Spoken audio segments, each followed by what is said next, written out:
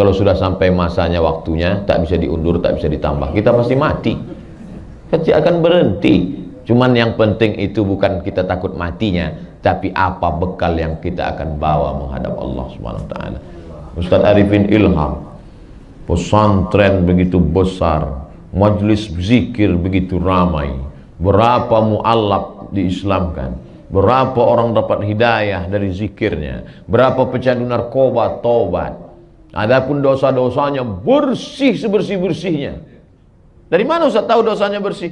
Tuh, la yusibul mu'min min nasabin wala wasabin wala saqamin wala syaukin yastakuha. Susah hati, gundah gulana, galau, duri menusuk tapak kaki menghapus dosa-dosa. Jadi kalau ada orang heran, kenapa ya Ustaz, itu kan dosanya sudah diampunkan Allah. Allah ingin membersihkan dia hatta yamshi alal ardi makanat alaihi khati'ah, sampai orang itu berjalan di atas muka bumi tak ada dosanya sebesar ujung kuku, sebesar ujung rambut, sebesar tapak kaki semut yang hitam, sebersih, diangkat derajat. Dan dia sudah melewati itu. Jadi kalau nampak bapak ibu saya ceramah tentang kematian menangis, yang saya tangis itu bukan orang yang meninggal itu, dia sudah bersih. Yang saya tangis itu, kita kira-kira bisa tidak selamat dari su'ul khatimah, selamat dari neraka jahanam. Tapi insya Allah karena kekuatan doa dan jamaah, insya Allah kita selamat semuanya, insya Allah. Jadi apalah kesimpulan ceramah Ustaz ini? Oh, jamaah kita udah cerdas, bisa nyimpulkan sendiri. Apalagi jamaah ini jamaah kelas VVIP, very very important person. VVIP di dunia, mudah-mudahan di akhirat kita juga masuk surga VVIP. Oh gitu jamaah masuk surga semuanya, mereka cari saya, nggak ada. Mereka tanya malaikat, malaikat Ustaz Somad di mana? Kata malaikat, dia sudah di VVIP duluan. Amin ya Rabbal alamin. Abdul Somad masuk surga bukan karena amalnya. Abdul Somad masuk surga bukan karena zikirnya. Abdul Somad masuk surga karena rahmat Allah. Rahmat Allah itu turun karena doa jamaah. Jamaah selalu mendoakan, jamaah selalu memintakan ampun.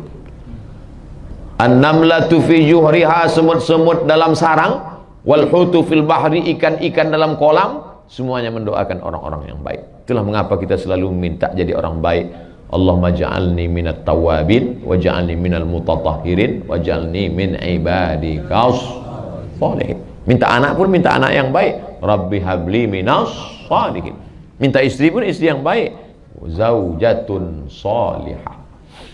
Man ahabba yubsatalahu fi rizqihi, siapa yang mau dilapangkan rezekinya, wa yunsa'alahu fi atharihi, mau dipanjangkan umurnya, falyasil rahimahu, hendaklah dia menyambung tali silaturahim. Makanya sering-sering kita buat pertemuan, maulid, Isra Mi'raj, nuzul Quran, tahun baru hijrah, ulang tahun pernikahan, selamatan rumah baru, selamatan mobil baru, asal jangan selamatan istri baru. Nah, kan udah ada, saya mancing aja dari sini. Jadi artinya inti dari casingnya aja itu sebenarnya, casingnya maulid, Isra Mi'raj, sebetulnya itu adalah memperkuat. Karena kalau badan ini rapuh, badan ini rapuh. Berapa banyak orang yang lari keliling lapangan, badan sehat, dicek bodybuilding, mati makan pil anjing gila. Tidak sanggup menghadapi hidup ini, berat.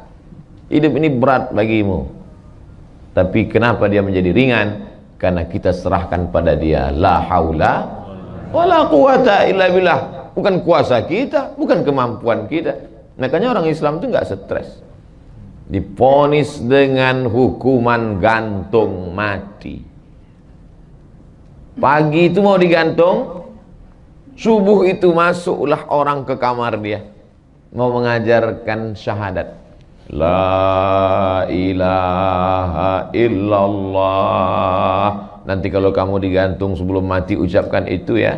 Senyum dia. Senyum dia. Apa kata dia? Aku dihukum mati ini karena memperjuangkan la ilaha illallah.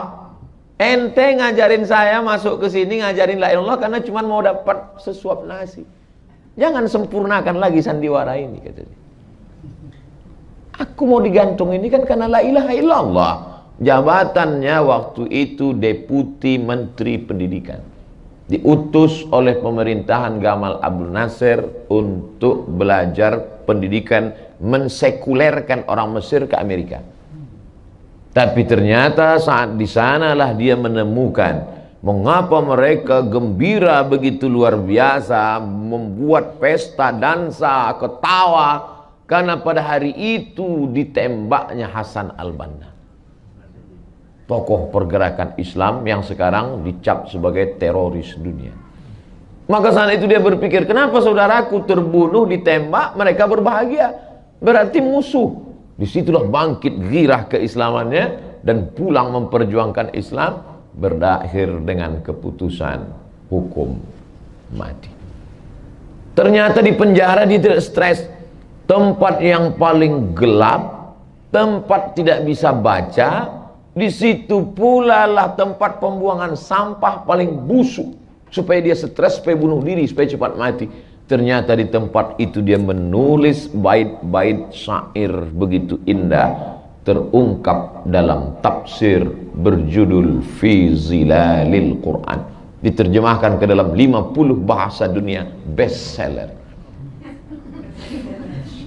Dan ketika tafsir yang dia tulis itu sampai ke Presiden Irak, dibaca oleh Presiden Irak.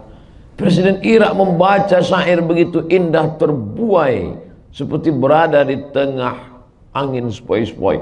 Dia tanya, ini siapa penulis tafsirnya?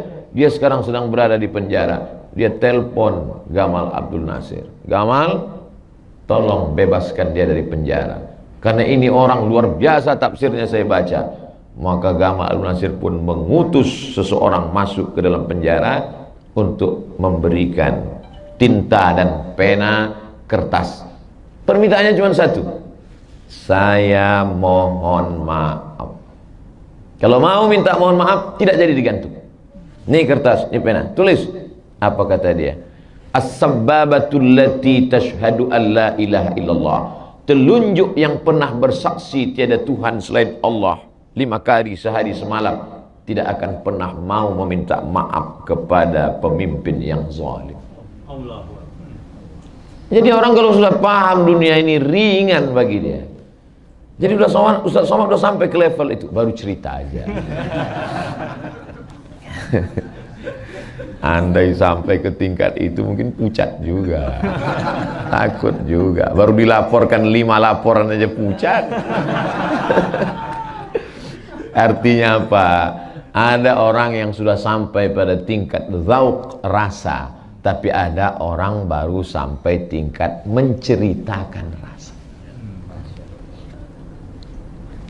Gubernur Jawa Barat mantan Pak Aher itu sudah sampai pada tingkat rasa, tapi saya baru sampai menceritakan tingkat baru bercerita rasa. Langsung keluar lagu Indonesia Raya. Kok tiba-tiba Ustaz cerita ingat Kang Aher? Saya datang ke kantor beliau, katanya Jawa Barat ini kopinya terbaik di dunia. Yang ngaku gitu siapa? Ustaz Hanan Attaqi. Karena bibitnya dipilih, tanahnya dipilih, dan metik kopinya dipilih kopi yang sudah matang, bukan mesin yang ngambil kopi mentah pun belum matang. Jadi dipilih, dimasak. Makanya kopi Jawa Barat terbaik, juara nomor sekian dunia. Saya sulit ngapalnya. Ustaz Hanan ingat. Ustaz Somad, kata Kang Aher, ini kopi terbaik Indonesia, bahkan juara dunia. Cara minumnya saya pun diajari. Masukkan ke mulut, tahan, jangan telan dulu. Nah, gimana Ustaz? Udah terasa? Kata. Saya pun coba juga. Pahitnya minta ampun. Tapi Kang Aher sudah sampai pada tingkat rasa. Untuk merasakan nikmatnya kopi saja pun perlu bertahun-tahun melatihnya. Baru bisa merasakan ini Tropika, ini Robusta, ini Aceh, ini kopi Gayo, ini kopi. Untuk merasakan kopi, bagaimana mau merasakan manisnya la ilaha illallah. Jadi jangan heran kenapa Ustaz Arifin Ilham tidak stres. Pernahkah dia menceritakan keluh kesahnya kepada Abdul Somad? Sekalipun tidak. Sampai akhirnya terkejut. Kenapa dia tidak pernah cerita? Kenapa dia tidak pernah berkeluh kesah? malu dia menceritakan pemberian Allah, mengadunya kepada manusia. Aduh. Kita ngadunya bukan kepada manusia, ke Facebook. Allah yang ngasih, ngadunya ke Facebook. Apa kata Mark Zuckerberg? Aku sudah bolak-balik ngasih tahu, jangan doa ke aku. Tapi doanya di Facebook terus. Oleh sebab itu malu kita nanti bertemu dengan Allah Subhanahu wa taala. Jadi ada orang-orang yang sudah sampai pada cita rasa itu, dan setiap rasa kalau mau diungkapkan dengan kata-kata, 1000 kata selalu terlalu miskin untuk menceritakan rasa. Makanya bagaimana kira-kira agaknya rasa Buya Hamka 4 tahun dalam penindasan itu, sampai akhirnya lahir tafsir Al-Azhar. Tak ada dendam dalam hatinya. Kenapa? Karena dendam itu seperti garam yang masuk ke dalam air, larut air panas, hilang bersama maaf. Luar biasa Buya Hamka. Makanya saya kadang sakit hati juga dengan Buya Hamka ini. Dia nggak pernah ke Mesir, nggak pernah belajar di Azhar. Universitas Azhar manggil dia, dikasih doktor. Saya 4 tahun di Mesir, ngantrinya aja, naik bisnya aja gantung. Bis tinggi, kita pendek. Pulang cuman LC, lagi cemas. Ini Azhar kenapa begini, nggak adil. Ternyata engkau belum layak Abdul Somad. Ini orang tingkat zauknya luar biasa, nggak perlu sekolah, dia diberikan Allah Subhanahu wa taala. Tapi kalau bisa ceramah saja, jangan dipotong. Ini dipotong, waktu itu anak-anak nggak mau sekolah lagi. Makanya kalau dengan ceramah saya itu dari awal sampai akhir. Ini banyak orang-orang nggak punya duit, nggak bisa beli 2 giga, 4 giga, dengar 5 menit, akhirnya benci, marah. Dia dengar ceramah saya tentang hidup. Siapa yang mengenal hidup, maka ringan hidup ini baginya. Dunia ini hanya setengah sayap nyamuk. Besok nggak ada yang kerja lagi. Yang PNS tidur aja. Dibangunkan sama istrinya, mas, nggak ngantor. Dunia hanya setengah sayap nyamuk. Nanti karyawan-karyawan Jerman pas diajak, gimana planning kita setahun ke depan 2021 bisnis kita? Pak, dunia ini hanya setetes air. Yang terlalu dikejarnya, nggak usah ngotot lah, dunia ini dapat nggak dapat pun nggak apa-apa. Oh, ini bisa kacau umat Islam. Saya cuma mau menyampaikan bahwa dunia ini harus kita rebut, ya. Kenapa dunia harus kita rebut? Karena ingin menyelamatkan umat manusia supaya mati dalam la ilaha illallah Muhammadur Rasulullah.